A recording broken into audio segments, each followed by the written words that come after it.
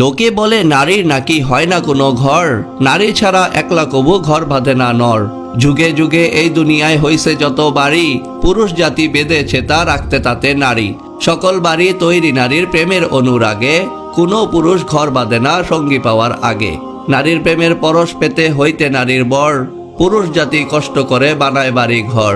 পুরুষ জাতি যত বাড়ি বেঁধেছে এই ভবে, সব বেঁধেছে নারীর নিশি সঙ্গী হওয়ার লোভে। নারীর প্রেমের নারীর ছোঁয়ার স্বাদ না এলে মনে, কোনো পুরুষ বাঁধত না ঘর ঘুরত বনে বনে।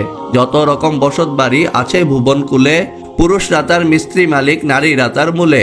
নারী হলো বাড়ির শোভা, নারী বাড়ির প্রাণ, পুরুষরা তার কর্তা মালিক, রক্ষী দারোয়ান। নারীর নাকি হয় না বাড়ি, অমূলক এই দাবি, নারীর হাতেই থাকে রে ভাই সকল বাড়ির চাবি। নিজের টাকায় নিজের শ্রমে বান্ধে যে ঘর নরে, নরের চেয়ে নারী তাতে বেশি বিরাজ করে।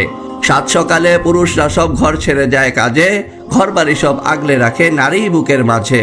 দিবা নিশি অস্ত্রপ্রহর গৃহে কাটায় যারা, পাই না ভেবে কেমন করে হয় সে গৃহ হারা।